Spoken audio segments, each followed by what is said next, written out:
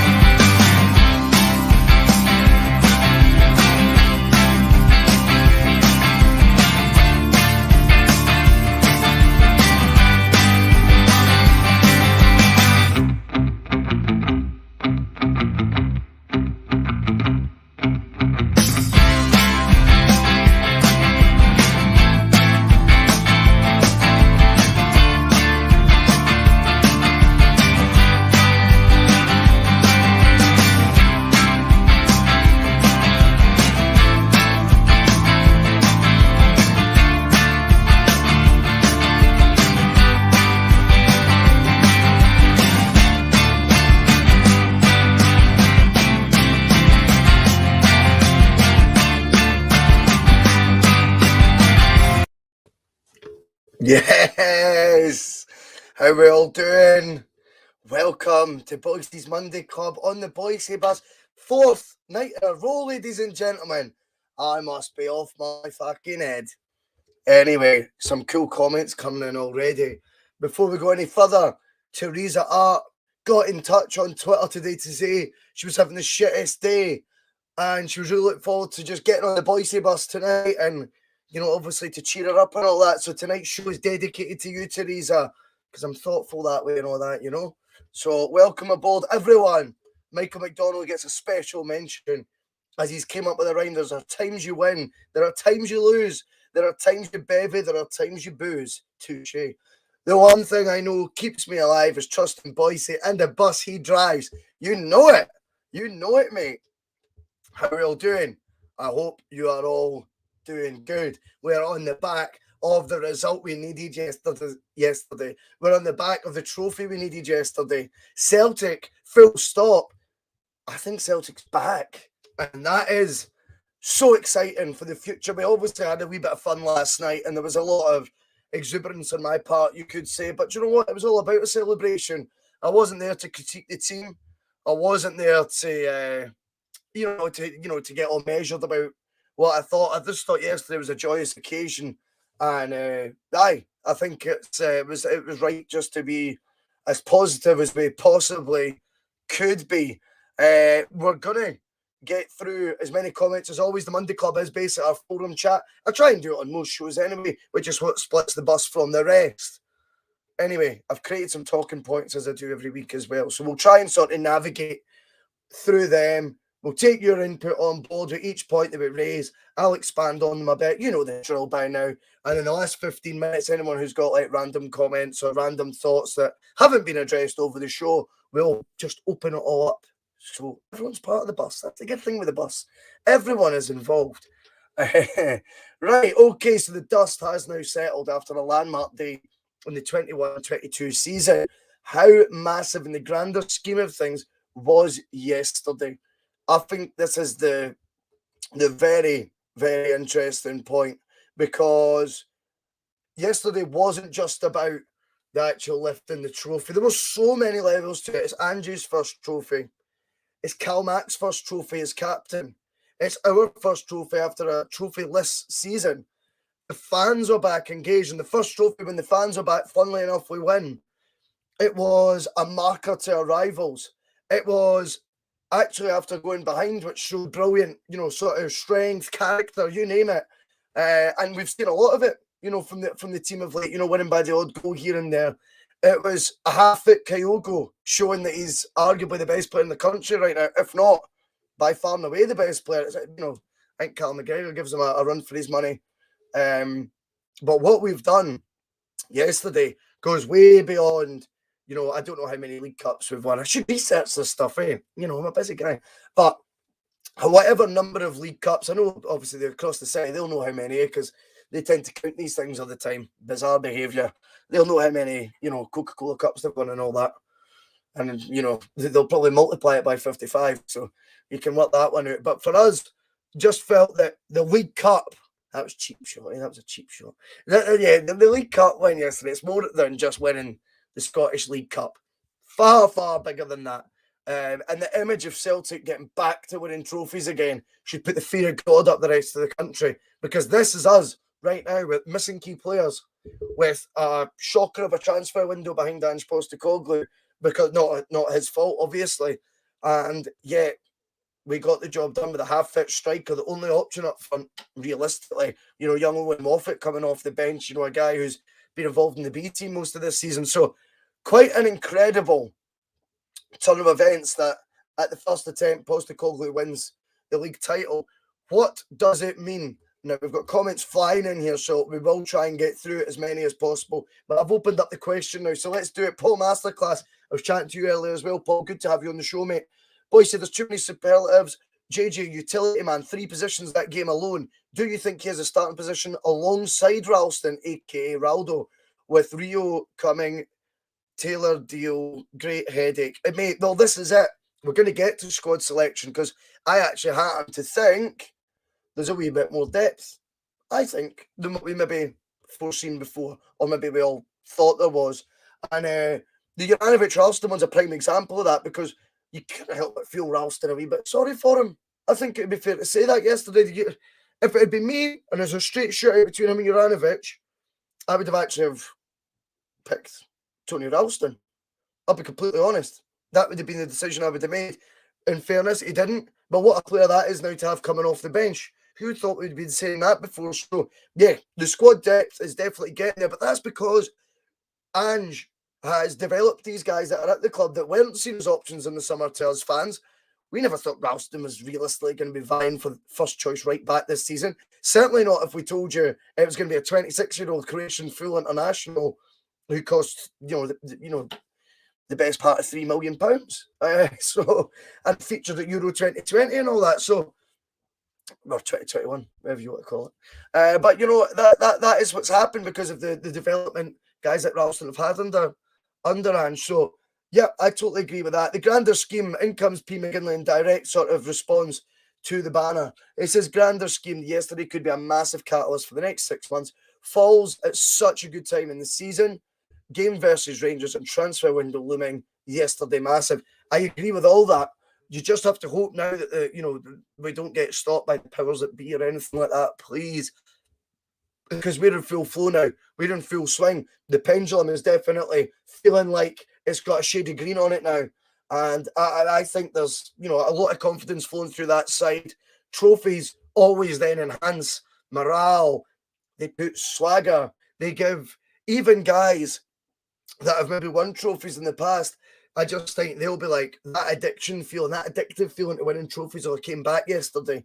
And like I say, there was other monumental sides to Cal Mack lifting his first trophy as captain. We're going to discuss him later. Jay Lee's talking about another player near Beaton. What can you say? 17 medals, and the guy played yesterday like it was his first. He could be a top player for us under Ange. I think he's another wonderful example, Jay, that honestly, this guy at Postecoglou is getting the best out of fringe players we all thought were either further off in the summer or certainly not guys we could hang our hat on. He's right now keeping 43 times capped. Oh, that's a guess. 43 times capped. We'll run with it. James McCarthy, who has hundreds of league experience. I'm hearing mad noises in the background. I don't know what that was. Give me 2 seconds.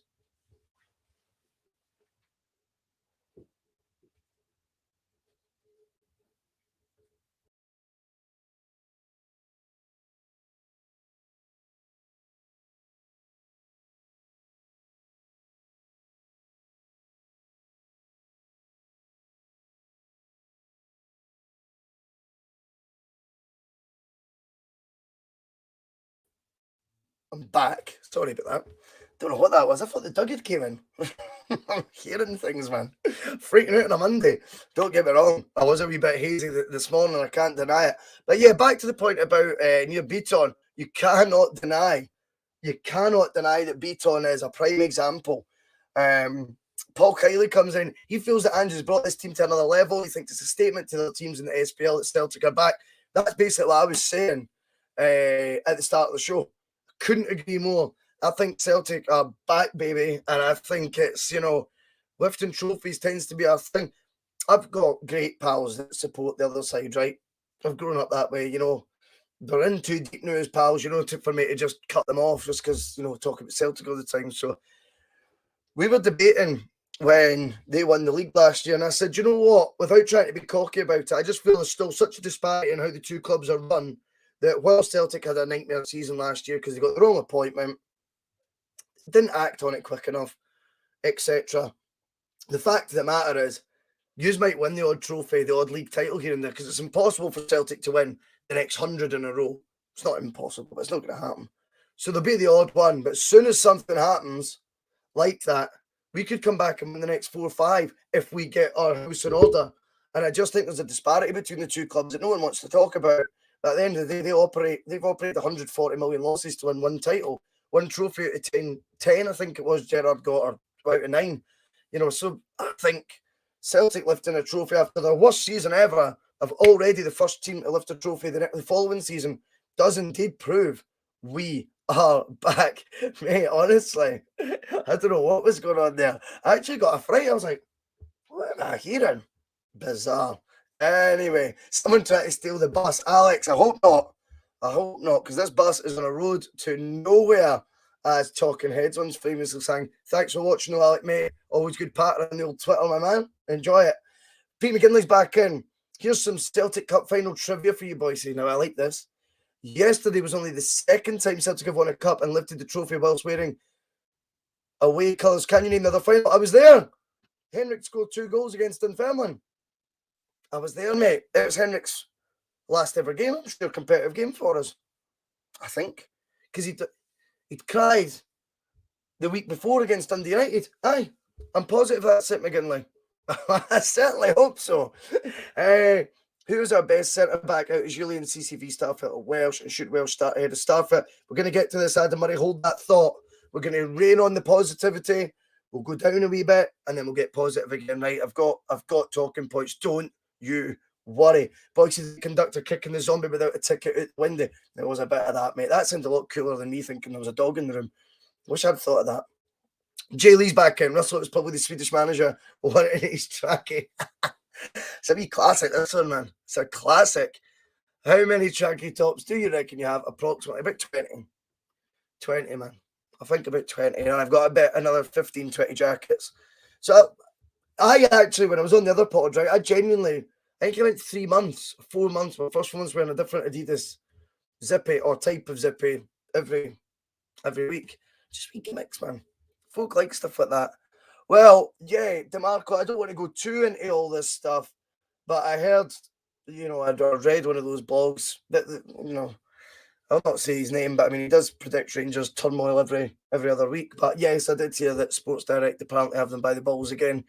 Who knows? I mean, whatever they're doing right now, though, it doesn't work. It doesn't make sense, and it's actually probably breaching a lot of sporting rules. If Scotland was a modern thinking football nation, then they'd have financial fair play. We just don't tend to do these things.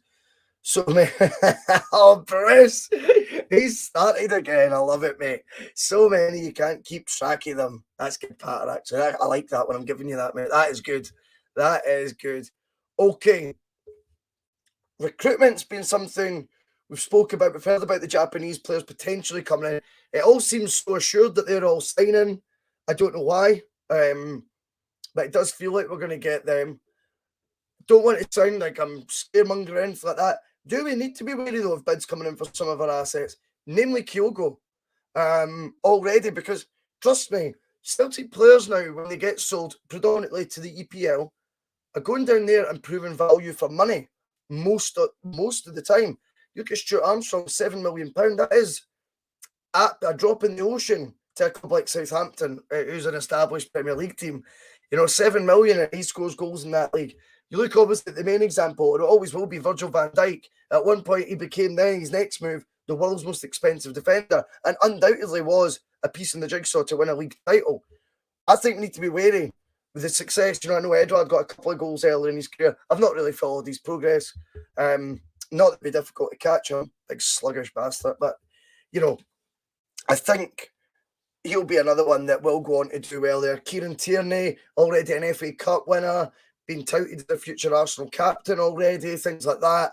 There's so many examples that we've let players go down there for probably what they see as really good value, that they'll have a good eye. Celtic's reputation in terms of a selling club to EPL, they have a hell of a lot of credit at the bank in terms of, I think other chairmen will go, firstly, it's value for money, and there is a track record that if they're doing well at Celtic, they tend to come down here and do well, which made the Ryan Christie move to the Championship all the more baffling, although I did predict that he would not get the EPL move that he thought he would. I don't think he's as good as he thinks he is, but I certainly would like to think he could have got better than second-tier English football, or would want to leave Celtic for second-tier English football. Where's that come from? Yeah, I mean, Michael, I know we would love Armstrong to come back. What do you think, though? Do you think we could potentially receive a bid for Kyogo? And I'll tell you the other one that I was trying to draw parallels in my head. Joe Hart is very much of a similar age to, and obviously he's got a pedigree in England, right? He was at Spurs as their number 3. I think he dropped down to there, which is bizarre. But could we possibly receive a similar bid, right? This is what I was thinking, than what Chelsea made for Craig Gordon. Remember in Rodgers' first season or second season, I think they paid £4 million for a 33, 34-year-old Craig Gordon to be their backup. They'll see Joe Hart's form right now and might think, he might be someone that clubs have an eye on as well. I know people think, oh no, he's past it in the English Premier League, but a lot of times these things can happen. And I want Celtic this January to rebuff any offers, period. Right? January is about incomings, enhancing this squad, and then we go again in the summer if we need to do any sort of player trading models and all that bollocks. For me, let Ange try and build something here. He needs added to. So the door should be firmly shut on any bid. No starting offer, no pie in the sky price, because you can't put a value on potentially getting in the Champions League group stage. The type of player you can attract, the 40 million, the fact you'll have your foot on their necks all over again. Do you know what I mean? Not that I'm saying we necessarily will win the league, but you would like to think if Ange gets backed properly, then we've got a right good chance. We've got a right good chance. There's a brilliant point. He's a homegrown player like Rob Green at Chelsea, so he would be worth paying for, because obviously there is the homegrown rule. I think he's definitely someone that people will be keeping an eye on right now, such as his career, and they'll go, wow, he's back playing, he's looking confident again. You look at some of the guys, I think, like you're saying, Rob Green at Chelsea till he was 40, wasn't he? There was the other one, what's his name that was at Man United? Was it Lee Grant or something? And you're like, he's murdered, but I think it's because he's a homegrown player.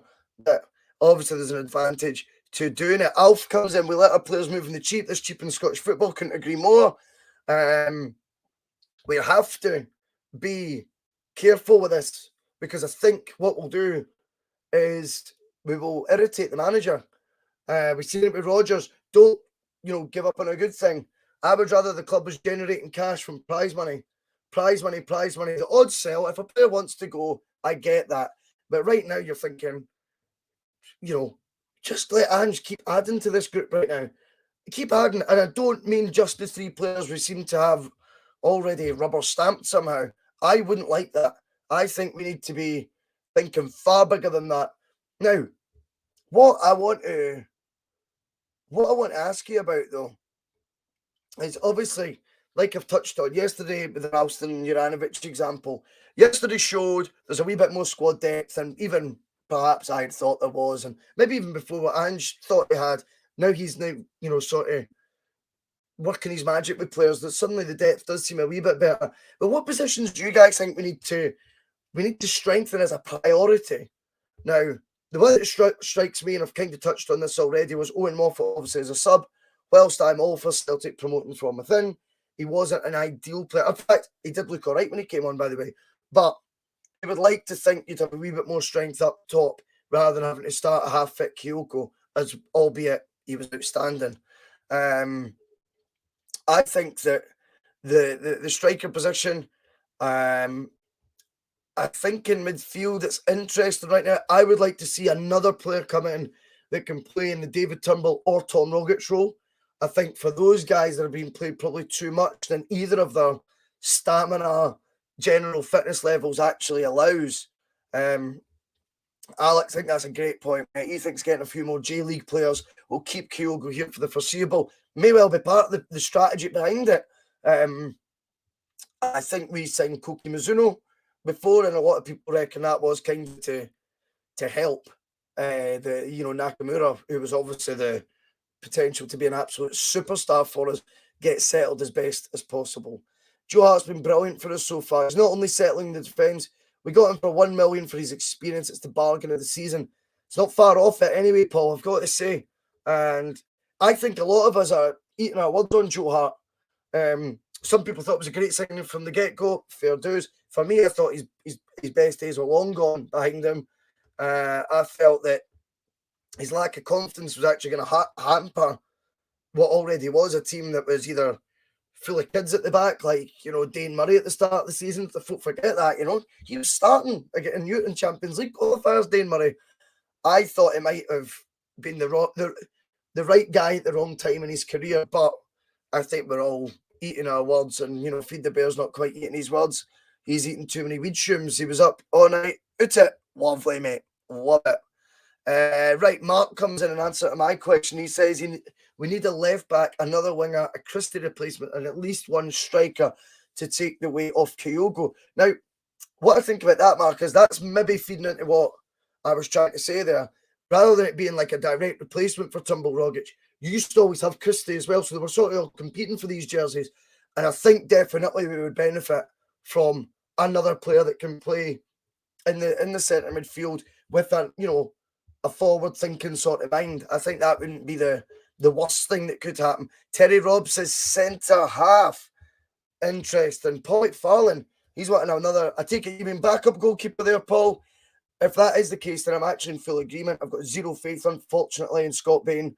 Zero faith in Hazard. No offence. I watched, as I always say, Little Z, who's got the Twitter page where he's every night, midnight, on this day, and it's clips from games that Celtic have played, whether it be really far back or really recent. It always takes you down a wee mad nostalgia trip. And today it was the Scottish Cup final from last year when we played Hearts. I'm sorry, you look at the goals we conceded to Hearts, the keepers found wanting. So Hazard, for me, no, I wouldn't hang my hat on him. Bain, no, and Barkas checked out. We all know what he did that pre-match warm-up. For me, he should have been fined at least a couple of weeks' wages for that at the very least. That was unacceptable, just completely unprofessional. Standing there letting shots just go. He didn't make an effort for any of them. What a cream puff to go in, and he wouldn't get near the first team. So I agree with that. Centre-half, we're going to talk about the centre-half situation in a bit, so hold that thought, Paul. Another holding midfield. I just don't see a strength in that. I think you've got Sorrow, who I thought was going to flourish under Ange. I'll be honest, I thought that was going to be his type of player. That's not quite being the case. I don't think he covered himself in glory at the start of the season, to be fair to Sorrow. I still think at 23, I wonder if in January, I'm going to contradict myself, but if we were to get 5, 6 new players in, right, let the recruitment drive go, and then at the end of January, on deadline day, perhaps just make a wee phone call round. If we've got all the players in that we need, a wee phone call round the other league clubs. You fancy getting Sorrow till the end of the season. Imagine him at, I don't know, Hibs, for example, or Hearts. Who cares? Get him out there, get him some sort of game time, because I would like to think he's the type of player we've talked about, and getting the best out of these rough diamonds or underperforming players. I like to think Sorrow would fall into that category as well, and maybe he just needs a wee kickstart to his career. But the reason I'm talking about that is the holding mid situation. We've obviously got James McCarthy as well. Now, I know he's not an out-and-out holding mid, but as he's just turned 31, perhaps he will be an option, someone Ange considers an option there. You've obviously got Beaton as well, and Calum McGregor is often played in that role, what they call it, the number 6 role. So I wonder if they might hold off on that one. Paul, we've never been that proactive in January, to be honest, but I totally understand your point. And a target man, again, is that not what Giakoumakis is meant to be? Have we bailed out on him already? Or, I wonder with that one. Alf, I agree with that. You speculate to accumulate. Nothing succeeds like success. It's so true. And I'm so sick of boring you all with the point about Rodgers, but 2 seasons in a row he turns over £100 million. It's no coincidence we qualified for the Champions League both those years. It's no coincidence that he was able to sign a guy like Edouard for £9 million. It was no coincidence when we didn't sign guys like John McGinn for 2.75 because we only wanted to bid 2.5, that we suddenly started to falter and didn't qualify for Europe. So you're absolutely right. And, what we've seen there, I mean, these investments are never going to cost you money deep down unless they completely bomb. What we've seen for Kyogo so far, I mean, that's money in the bank, isn't it? If we were ever in a sticky patch financially, Kyogo's on a long-term deal. What are you looking at for him now? 20, 25 million you could get. So already that looks to be, if we can get a few players like that can come in and within 6 months of quadrupled their value, then the board would be daft to do that. Don't think that means it has to be £1 million signings we can turn into 5 million. Why not be getting 5, 10 million pound signings and turn them into 30, 40s? That's where the difference is. You look at the shopping, the shops that the likes of Ajax, for example, who we love to compare ourselves to for some reason and think that we should be on the same level as them. Well, not really, because Ajax don't think twice of paying £15 million for a player. Celtic took 20 years to break the transfer record when they signed Edouard. 20 years. Try and get that in your head. You know how long that is. It's just madness. Or 18 years, something like that. Mappy comes in. Kyogo doesn't need the EPL. He's hugging Ange like a father. Kyogo is going nowhere. I certainly hope you're right. What my point is, it wouldn't stop people swooning now, though. Celtic's got a great record of exporting players to the EPL. They all tend to do well. Kyogo's on fire. Everyone can see he's a class act, and they've got money to bum. That's 3 factors that can add to that situation happening. I hope you're absolutely right. And I'm not trying to suggest I think he's going to go in January or anything. My point was just, do we need to be wary that there could be vultures out there from a league that's so, beefed up on money. It's unbelievable. So many comments coming in. Thank you so much as always, because this is what makes the show. Apologies for any that I'm missing. Obviously, I am missing some. Hibs would be a good fit for Sorrow. They've already got a song for him. Very true, Matthew. Good point. Sorrow. Raymond McCreath, forget about who you want to leave. Leave it to the manager. I couldn't agree, mate. I've got total trust in what Andrew's doing as well. I really do. I think that as well. Jay Lee, Sorrow, I totally get that. I totally get what you're saying about Sorrow. He's just not good enough. He's learned nothing and he's not improved one bit since joining us. Sell him in January. I'm just pointing to the other examples of players that we probably would have let go last summer that are now, i.e. your Ralstons, your Beatons, that are now coming to fore. You're looking at the improvement of Montgomery and you're thinking, come on, repeat the trick again, Ange, with Sorrow. That'd be nice, buddy. Derek Patterson comes in. Good to have you on, mate. And he's saying a striker, a left back, and a wide player. Fair enough. Paul Masterclass back in. Jota to MJ is such a downgrade. Could we maybe take another winger? The winger from the J League. I think undoubtedly. I would actually take another winger, full stop. James Forrest is now looking like he's entering that period of someone's career where injuries start to catch up, get more niggly, get more frequent. Abada's form for me can't be counted on, unfortunately. Wide, I just think he's a wee bit hot and cold. He's only 20 years old. And Jota to MJ is a downgrade, although I'm not quite on the bandwagon of always criticising Mikey Johnson. Again, yesterday, I thought in what was a very poor first half, I felt that Johnston was our best attacking threat. So, fair, credit where it's due sometimes. I think we're all very quick to criticise Mikey Johnson, very slow to praise him. I remember a certain James Forrest getting very similar treatment, probably from me, by the way, about 10 years ago, 8, 9 years ago. Remember the media arrogance, comes in StewTube. He says, remember the media arrogance when Ange came in and when Kyogo signed, thinking that they were somewhat inferior in their abilities because they came from the J-League. Not so arrogant now. There was a bit of that. What I also felt, there was a huge blind faith in Ange at the time, and there was lies going about that it was this trophy-laden career where if you actually look over the 26 years, the amount of trophies he'd won wasn't a brilliant ratio, right? That's the truth. And I was doubtful, shall we say, on that front. And yeah, there probably was this arrogance towards, oh, it's only the Japanese league. You know, Iniesta plays in that league. It doesn't matter what age he is, you know. And what we've seen is when Kyogo came, no one even knew about the signing was happening. It was a throwback, you know, when it was just a signing was announced out of the blue. No big build up to it. No, we're close to signing Kyogo Furuhashi. It just seemed to happen like that. And what a breath of fresh air he has been. And you're absolutely right. Anyone questioning either of them now will feel a bit foolish, as I have done on many occasions. Don't forget, there's a lot of versatility in our squad. Most of the lads who played versus Betis at home are prime examples. Hopefully, we can sort out their futures in some way come the summer. I think you're right, Ryan. I think other than my wee pitched idea that we could potentially let Sorrow go on loan at the end of January. I know J-League doesn't agree with that, but it's just I would still trust a wee loan period before I'd be quick to sell. But then any other exodus, that comes in the summer. You think about it. This is the reason why Celtic fans are excited right now, because we feel that this season, with a trophy in the bag, we're on the cusp of something magical potentially happening. It's 1 out of 1. But we're also beginning to think, look a wee bit further than that, right? Look a wee bit further. And you're going, imagine Ange with like a full 2.5 month summer. Full transfer window. He's already got weeks leading up to the transfer window. He'll have his list of who needs to go out, what positions need identified, signing targets. And then you give him 10 weeks. And potentially, if we were to win that league, an extra 40 million quid. And then he's got a full pre-season with these new guys coming in that he can work with and implement his ideas on. It's all very, very exciting when you consider how little time he had at the start of this season and the impact he's now having.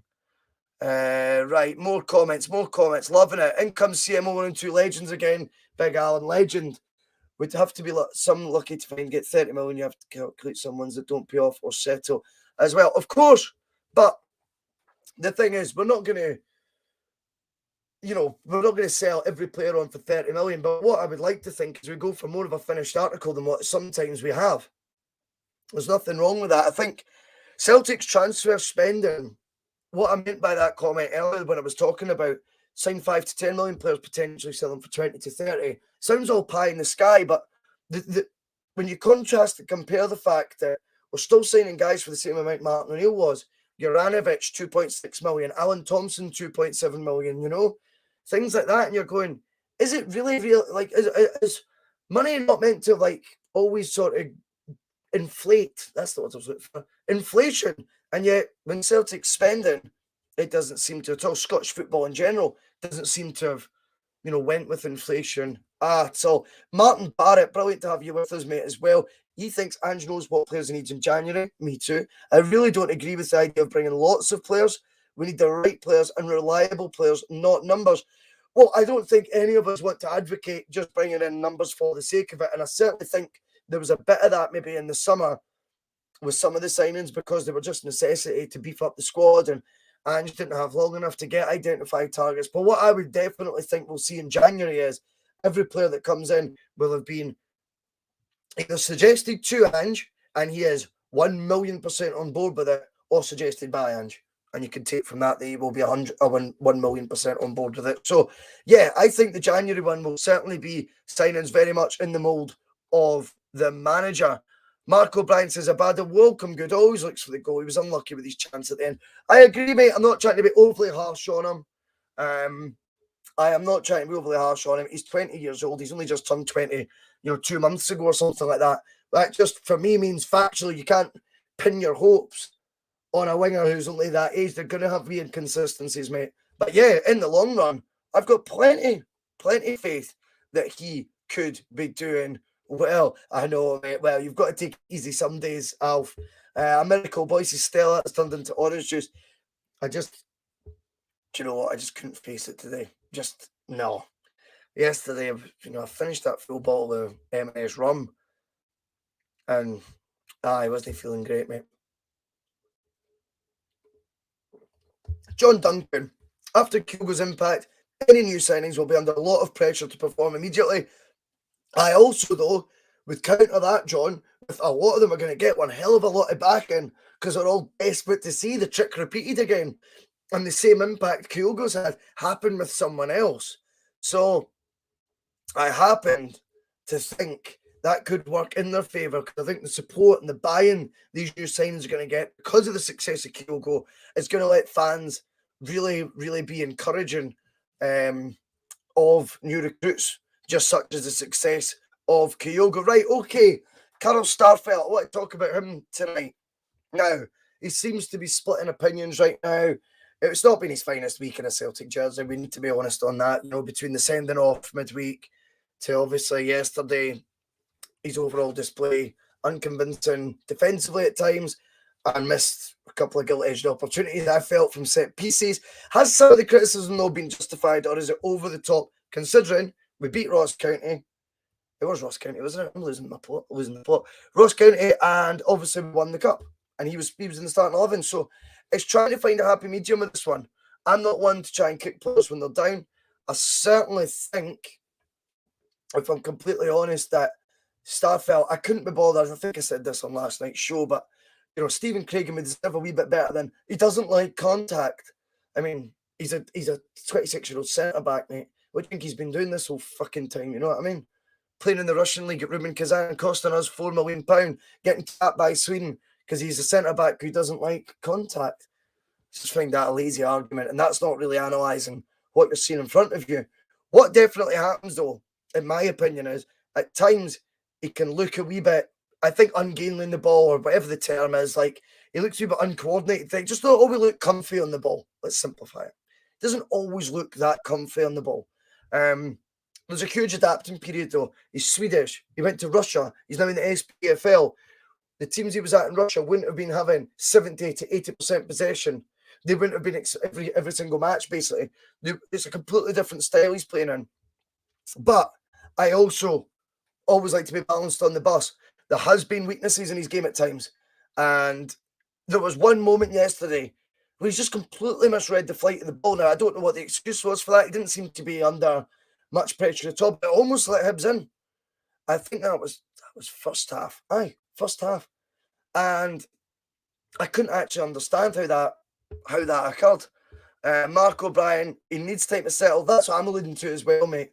Big Joanne was a card every second game in his first season. He just needs to get used to the Scottish game. And it's quite the career trajectory, Mark, that Carl Starfelt's had. We have to be honest on this. This guy's Swedish. He's playing for IFK Gothenburg. He then moves to Rubin Kazan in Russia, a completely different climate and culture. He then moves to Scotland, another different climate and culture. So, yeah, I think you're absolutely right. He does need time. I think we're right to pull up players when they don't play particularly well, as long as it remains, like I feel with Mikey Johnson at times, as long as it remains constructive and not looking to criticise at any given opportunity. That would be my point with Starfelt. I still certainly think he could be more convincing, more commanding at times. I also happen to think when he came back from his injury, particularly his first couple of games back, he actually made me feel quite at ease with his return and made me less worried about this prolonged injury that Christopher Julian seems to have. P. McGinley comes in with an interesting one. He feels, and this touches on what I'm saying about the flight of the ball thing, because it just looks so far removed from, I couldn't work out why it happened. He says Starfelt's issue is a concentration one just now. I think when he's just to react quickly and clear, something he's good at. When he's allowed to dwell and think about it, he makes mistakes. I think that's a pretty good assessment, to be fair, P. McGinley. I really do. He seems to be more than a plan A, a plan B in terms of January things, apparently.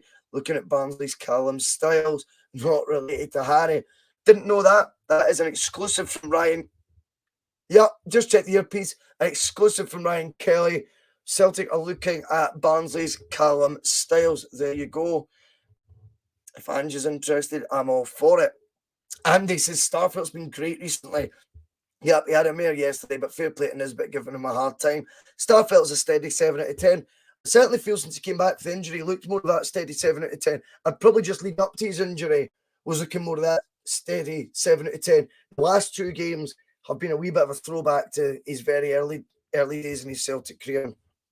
Hopefully he can get his confidence back, or whatever the issue might be, and get these mistakes ironed out. Right, what have we got next? Starfelt, for example, Duffy not used to playing on the front foot and defending from the middle of his own half. I agree with this. That's what I'm saying. Definitely, Alfred. I think, you come from Rubin Kazan, who won't be dominating the Russian league by any stretch every season upon season. Celtic do that. Celtic dominate match on match. So, yeah, absolutely. Agree with that. But there's another point of view. Chris Kerr comes in. Brilliant to have you watching, Chris.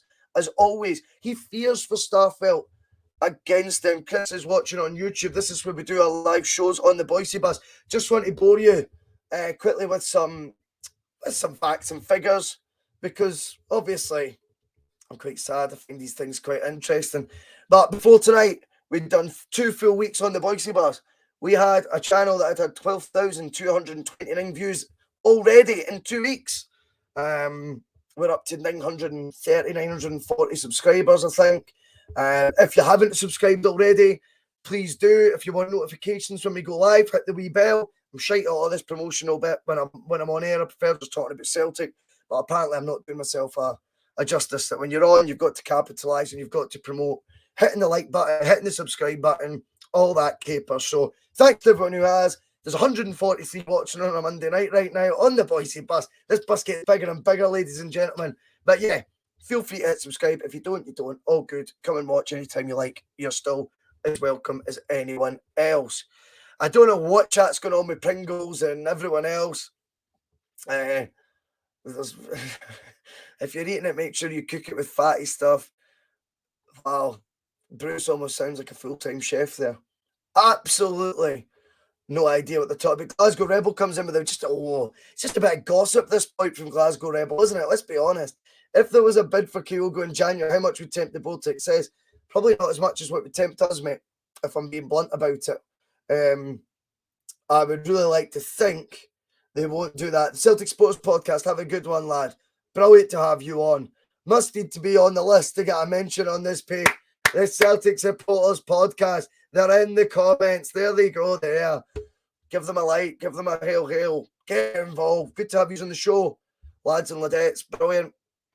Jay Lee's back in. I've lost all patience with Mikey Johnson. He's greedy. He's selfish. He's a one-trick predictable show pony.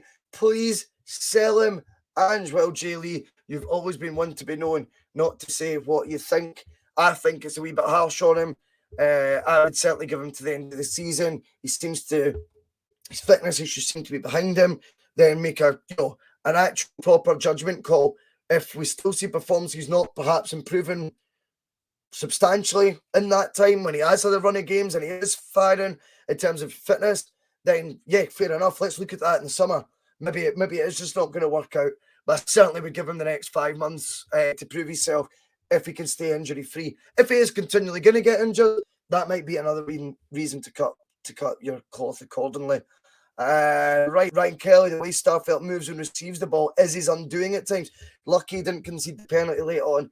Wasn't the only one who didn't play great, though. I do kind of agree with that, Ryan. I hear what you're saying. I think there is a strong argument, though.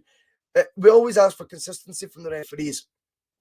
I have to say, I think if they'd given the Starfelt one, then they would have given the one on Taylor in the first half. I don't think there was much between them. I know BBC Sportsline was trying to make out, I think Richard Gordon was being quite balanced on it, but the rest of the pundits were trying to say one was a penalty, one wasn't. I thought they were very similar. They would go hand in hand, and if you're looking for consistency, they would need to have given both. Right. Last thing that's concerning me, and then we'll get over to some more positivity before we close out the show, is hamstring daft. What is the story with all these similar injuries? Now, I don't kid on to know anything about sports science or what the reasons may be. I'm kind of putting this one out to use. What do you think is going on, though? David Turnbull's the latest guy to pull up, holding the back of his leg. It's becoming all too familiar, a sight that we're seeing this season. Are the players been overworked in training? Has the intensity of Celtic's style of play in matches catching up with the guys. Are they fit enough? Why is there so many players? What is the reason behind this? What's your theories on it? Because I'm at a bit of a loose end, but even Michael Stewart, I think it was in commentary yesterday, it triggered with me as well. He goes, wait there now. What is going on here with the level of hamstring injuries? This is getting so noticeable. Such a large number of players with such similar injuries. Very, very odd. Here comes Stephen Tomlinson. If you've not seen the Double Doon show from Saturday, we previewed obviously Sunday's game, but we had a lot of other Celtic chat as well. And we played the Double Doon quiz. The now famous Double Doon quiz. Stephen went marginally top of the leaderboard. I think it was by 2 seconds. He answered these 6 questions, finished up with the same score as my wee brother from the week before. Brilliant to have you, mate. Hope you're well. I am very well, mate. Thanks for watching. Right. Mark O'Brien, it's all good, but back to winning cups at Hampden, we're coming back for that title. I agree with that. I totally agree with that. Jay Lee says the hamstrings are simple. He says it's too many games, not enough training, stretching. I wonder if that's the case, mate. And the schedule is so piled up. I mean, Postecoglou has alluded to it. He let's be honest, he's baffled by it, isn't he? He's thinking, we're all bonkers up here. 9 games in December, like I alluded to the other day in the show. The highest amount of games in December in Europe. It's not just Celtic, there's a few other clubs as well playing 9 games, but joint top amount of games to play in 1 month. And the games have came thick and fast. They always will at Celtic, though. This is the thing. It's not like we're playing any more games, Jay Lee, than what we were last season or the season before that. So we are going to need to find a way to combat that, because we can't have players dropping like flies at the rate they currently are, all with the same injury. Stephen Tomlinson's back in. He thinks the most players affected seem to be players with previous injuries. Jota was plagued by injuries whilst on loan at Spain. Good knowledge. I didn't know that. Added to the current first team players, maybe it's workload and intensity. Derek Patterson backs that up. In comes big Derek Patterson. He says playing at high intensity and a lack of rotation. Hard to argue. Glasgow Rebel, it shows how unfit our team really was. Well, that's an interesting point, because it's now been 5 months, I think, since Postecoglou's been working for them. Are you alluding to the fact that you think come next season, you will see a lot less hamstring injuries than what we are now? Certainly hope that's the case, because we are only going to play one style. We've had that drilled into us. Ange ain't going to compromise. Ange ain't going to back down on his style of play. So the players are going to need to adapt to it, and they're going to need to, because we can't afford to keep getting these sort of injuries, particularly right now when we feel Ange's only had 1 window. He's not even had 2 windows yet. Jota, half-fit Kyogo, okay, albeit he done the business. You look at Turnbull going off, and it's like these guys, Ralston's the other week, you're going, these guys are kind of first-team regulars. So, I mean, Paul Kelly wants to blame Neil Lennon. He says it just shows how far Neil Lennon made a lot of these players unfit. And with Ange's high-intensity training and loads of games, the lack of squad in depth is affecting the players. Good synopsis, mate. It's a good synopsis. Like I say, either way, it can't carry on. We cannot keep losing players to the same injury. You have to identify why and find a way to tackle it and combat it. I don't know what the answers are to that, if I'm being completely honest. Right. Here is something I was thinking about. Watching Calum McGregor with his first trophy as captain, it makes us all beam with pride, right? No 2 ways about it. You were delighted for him yesterday. We all were. At 28 years old, he only turned 28 this year, so peak years now he's in. By the time he is to retire, and I think we've all kind of made peace with the fact, in a good way, by the way, but I'm confident now he's out his career at Celtic. I don't see him ever leaving Celtic. If he was going to go, it would have happened by now. I think he's here now. He's been made captain at 28 years old. That is a sign that he signed a new contract. So for me, that's a done deal. He'll be here for the rest of his career. Now, by the time he retires, could he match or even eclipse Scott Brown's colossal reign as captain? I think it's food for thought there. I mean, whatever happens now, because the amount of trophies he's won, as non-captain, vice-captain, all of that, I think now you're looking at a guy who's going to go into the serious Hall of Fame, Celtic Hall of Fame, with the biggest of big boys. And who's to know what this team can achieve, this club can achieve? We might even be looking at potential. I know I'm getting carried away, but do you know what? We should be targeting winning that Conference League that we're in it this year as well, shouldn't we? Imagine he was to win a European trophy this year. I've seen that Spurs have been kicked out at that makes the tournament even wider open. I think there's a lot of possibilities for Calum McGregor at Celtic now.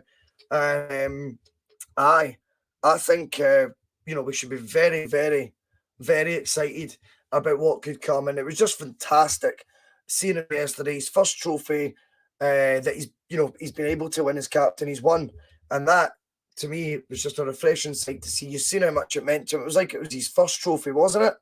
And I'm really chuffed for Cal Mack, and I just wonder. I mean, I know it's all about what ifs, maybes, buts, but it's a nice conversation I have to already think. Could this guy seriously get himself into the realm or the sort of illustrious sort of side and viewpoint that we've got of Scott Brown? John Duncan Carrack sounds like a leader when he's interviewed. Couldn't agree more.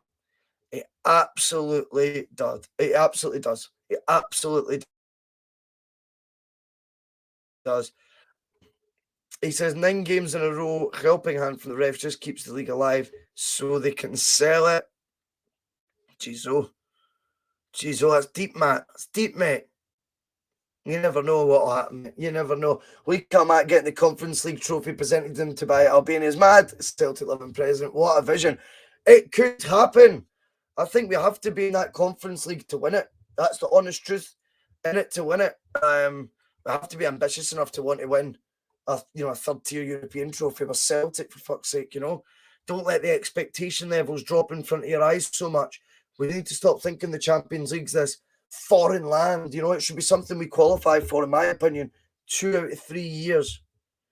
2 out of 3. That is a realistic ambition. And if you do that over a decade, 2 out of 3, that's what gets you up to like 6 out of 10, say, something like that. 6 years of Champions League money in the space of a decade. Start before you know it, the following decade you're making 8, 9 out of 10, and it all grows from there. That's how we've got to be looking at it. Some vintage club are being discussed. I know I can hear about Russell Athletic and all that, very good. But Bruce is coming in talking about the Celtic. He fully agrees with me. He says he thinks we could well get a proper run deep into the Conference League. And yeah, Cal Mack is a Celtic legend. He learned from Bruni. He's made it his own. He's smashing it. Couldn't agree more. And it's been quite incredible to look at how much him and Ange Postecoglou seem to be on this mad wavelengths together, considering they've only just got to know each other as well. But yeah, they seem to be very much singing from the same, as Charlie Nicholas would say, the same spreadsheet. But it's brilliant to see, and I think, all possibilities landing on Cal Mack's feet. In comes Stutube again. He says it's great to see Cal Mack shout on Ange to take the trophy to the fans as he left the podium. That shows total respect. And that feeds into what I'm saying there, StuTube. I think you're absolutely right. I think there is a bond there between manager and captain that none of us could have foreseen being as tight as what it already seems to be. And that's credit to both of them as characters. It could have been, Cal Mack's been used to a certain way. He could have been a wee bit offish at first or whatever. Ange Postecoglou might have wanted to pick his own man as captain, a new recruit or whatever. And yet the two of them just seem to be such dedicated professionals that they work in tandem together seamlessly, effortlessly, and both have, as you say, massive respect for each other. Jaylee, I'll be honest, when Cal Mack was made captain after Bruni left, I feared he might go the Paul McStay route. A great player, but an unlucky captain. Pleased I had been proved wrong. Jaylee, do you know what? We're all getting proved wrong this season with loads of different aspects. And I think you're absolutely right. I was worried that on the back of Cal Mack's poorest season in a Celtic jersey, we'll all accept that last season. He was. That is the poorest he'd been in 5-6 years. I felt that the captain's armband might just weigh him down further, and it might have been something best given to someone else, whilst we just focused on getting him back to being the best midfielder in the country. However, it actually feels the captain's armbands, enhanced him. It's been a springboard for him to get back, find the old Cal Mack back. And that has been brilliant to see. And he is undoubtedly, for me, the best midfielder in Scotland by a distance. Scotland the Brave. Hi, Bhoycie pal. You're good? Yes, mate. Very good. Still buzzing from yesterday. The hurt from that lot due to Ange winning his first trophy in under 6 months is better than Pornhub. Very good, mate. Very good. And there's a bit of hurt over there You know, there's a lot of, oh, who cares, did they cut? But when they say that, that means, you know, they're bothered. So, as I've said to you at the top of the show, it was a warning shot to our rivals, and that includes, you know, across the city. There's nothing more fearful than seeing your rivals lifting trophies, especially a team that was a winning machine up till last year. 1 year out, we're straight back in, and the first trophy available, we've won it. I think that does put the fear up our rivals, and, you know, I don't just mean the team in blue. The rest of the country will now be dreading getting us in the Scottish Cup, for example. Things like that. Yeah. Kieran, brilliant point. Good to have you with us. I think this first comment I've brought up of yours tonight, Kieran. Always welcome my boy on the bus. He says we can win every competition we're in this season. It's night and day compared to last year. Agreed. Absolutely agreed. Bruce wants to know if I could say the alphabet backwards. Not got a clue, Matt. Can't wait to knock your lot down a peg or two on the second again. Yeah, well, mate, you know, the thing is, talk is cheap, mate. And we will wait and have to see what happens. And you're saying we're getting knocked down a peg or two. What peg is it you think we're on right now? There's been a trophy available this season, son. You didn't make the final. We did. We got the final. We won it. That's it. That's what happens. There's no point. You don't get any medals right now for being 4 points clear in December. You get medals for what happens at the end of the season. And we're very much in both those competitions. And we're competing. And right now we're starting from behind Rangers. So I don't really get where the peg or two that we're apparently above. That's your viewpoint. Obviously, you think we're on a higher peg than what Celtic fans do because you've been intimidated by the trophy win. You're proving the point. If you think we're on a high peg, that is because yesterday the image of us lifting trophies has elevated our status in your eyes. For me, we're behind in the league race, but we're very much competing in it. And we should be confident we can take this to the wire. Someone's saying Matt should be blocked. I'm not having that. I wouldn't block him for that. I mean, it's not like he said anything offensive. If he wants to come in and enter combat with me, the man with the mic, it's a brave game. It's a brave game, but he wasn't being rude. He wasn't being nasty. He's came in and he's speaking from his team's point of view. And you know what? I'm not as against that as some people are, to be completely fair. But you'll need to take the banter back, Matt, and that is what happens, son. Well said, Russell. Put him back in his box. Extra brownie points to Matt Gunner for getting wide when we're bang on their tails. I think, obviously, as I say, it's a compliment. If he thinks we are, you know, a peg or two above where we should be, that's because they've elevated us to that. And winning trophies does tend to put you pegs or two higher, as you know fine well. Matt comes back in, 2 laughter faces. To me, that's what this is all about. Not wanting to get into all the sectarian, racism, all that bollocks. I won't tolerate it in the comments, by the way. If I see any of that shite, you'll be gone. Not a problem to me. But if you want to come in and you support a different team and you want to have a wee bit of banter, I'm all for bringing the comment on screen and then having a bit of fun with it. Is that not what this is all about? I think so. Right, okay. As it is the Monday Club, and as I always promise in the Monday Club, it's now an open forum for the last 5-10 minutes, all right? There's 189 watching live, by the way. What is going on? This is insane. If you knew what I was expecting with this show, trust me, you would be laughing too. Anyway, any random points anyone's want to bring up, Celtic related, preferably, because I think right now there's a feel-good vibe about the club. There's a trophy in the cabinet, back in the cabinet. It's about time. And you know, there comes Bruce, and that is probably not a popular viewpoint that Bruce gives, but he's got the bollocks to give it. I'll bring it up on the screen. He says, you know what, it's actually a welcome return to have an old school title race again this year, isn't it? There's something about it that's healthy competition. I couldn't agree more with that. I think obviously other people are going to now go down the road of, well, they're above us because they're spending it with their means and all that bullshit. But purely when we use our, just, your eyes don't lie. When you look at the competition from the other city, from the other side of the city, and then you look at what we're providing on the pitch right now, there isn't much in it, if we're being completely honest. I do see it going to the wire, Bruce, and we should be excited by that as long as we get over the line first. That's all that fucking matters, mate. Graham Bell's in. Yes, Graham. Good to have you with us, mate. He says yesterday was brilliant, but let's not get carried away. January transfer window could totally define our chances of winning the league. Big Joe is a top-class keeper, but a top-class backup is needed. We spoke about this earlier, mate, and I agree with you. I do agree with you on that. I think I would feel better if we had a better backup goalkeeper as well. The Boyce'S banter bus, I love it, says Paul. You know, mate, you know it. Random point, I want this. Jay Lee comes back in again. Brilliant to have you with us, Jay Lee. I know I brought up loads of your comments tonight. It's just chances. I don't do favourites or any of that pish. But this is a random point. Anyone notice how Ange in his post-match interview said Kyogo is a great person? I think Ange is aware of the anti-Kyogo media campaign. Could not agree more.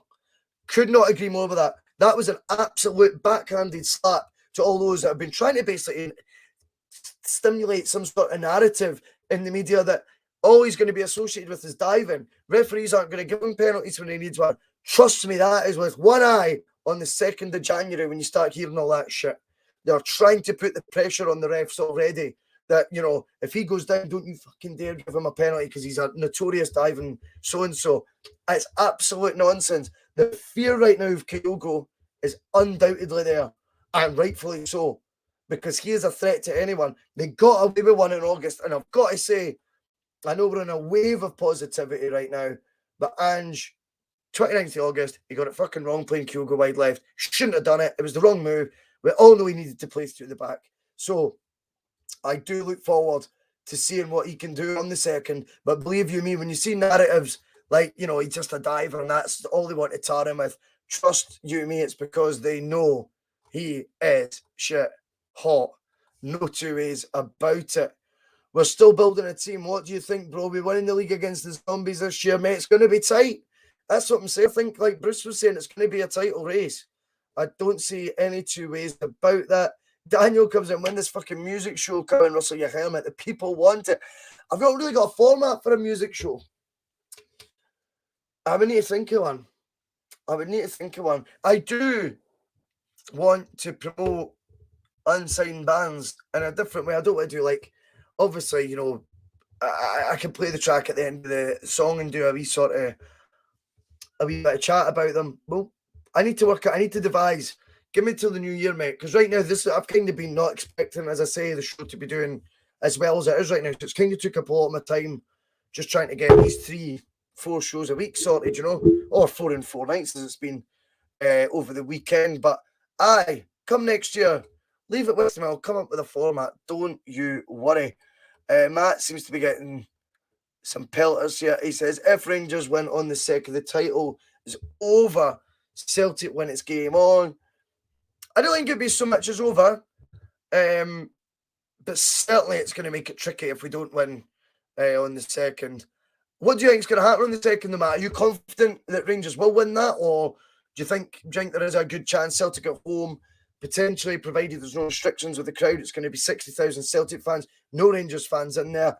I think the odds are stacked in Celtic's favour for that game. I think we would go in as favourites, to be completely honest. So we will wait and see. Ryan Kelly, Bhoycie, not Celtic. What do you make of Sean Maloney getting the Hibs job? It's a bit of an unexpected appointment for sure.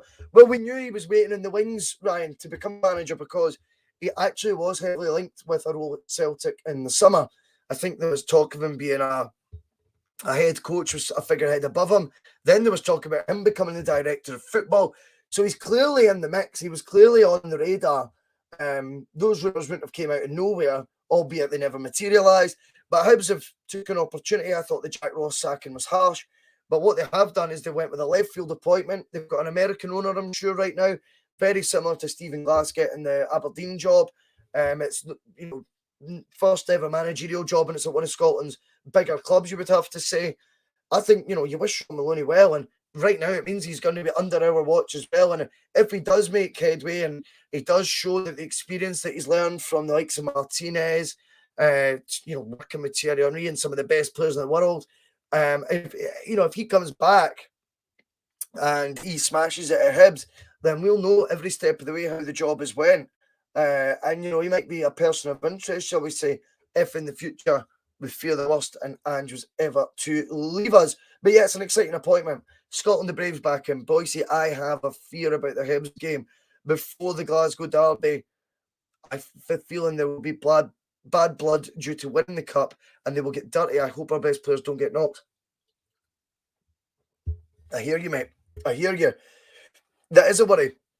It'll be interesting because I don't think anyone's quite answered this yet. Whilst it looks like Celtic might have 3 players shown up from the J-League, does that mean they could sign papers perhaps in the next week or so and then come the first they're ready just to actually train? Is there work permit issues, visa issues? I don't know how it all works. I'm not going to kid on, I do, so I'm just speculating. Does it feel like maybe they won't be able to get involved in that game? If they are, though, signed up and ready to rock come the second, that might ease our fears about the Hibs game. But you make a valid point. Of course, we're going to be panicking in the games leading up. We're going to be panicking this Wednesday as well about any potential injuries ahead of the second. But the most important thing is we get the job done in the games leading up to the second and make sure we are as close as what we are to Rangers right now at the very least. Maybe they'll slip up before then. And if they were to, it's all, all bets are off come the second. You know what I mean? Bruce, he says to Kieran, I assume it's because the house is in Japan. Oh, I've no idea what you're talking about. Paul's back in. Ange has now built the foundations. Now let's build the wall, win the league, and blow the roof off paradise. Here we go again. I love it. I love it. There's some optimism from Daniel Mick. He's saying to Matt, he could see us putting a few past you. So could I, but, we've been wrong before. It's so hard to predict these things. Good luck to him. I hope he does well. Right, yeah, talking about Maloney as a short arse, always like the wee fellas to succeed. Totally get your point, mate. I know where you're coming from. Timaloy, I'm going to skip this one if you don't mind. I brought it up. What do we make of Beaton's performance? I mean, I don't want to go on about referees for probably would be the 4th show in 4 days. I thought it was all right. I mean, I think maybe our expectations and our standards have dropped that much that yesterday for me didn't seem all that bad, if I'm honest to you. Graham Bell, I agree with this. Let's hope the deals are done and it's green for go on the second. Right.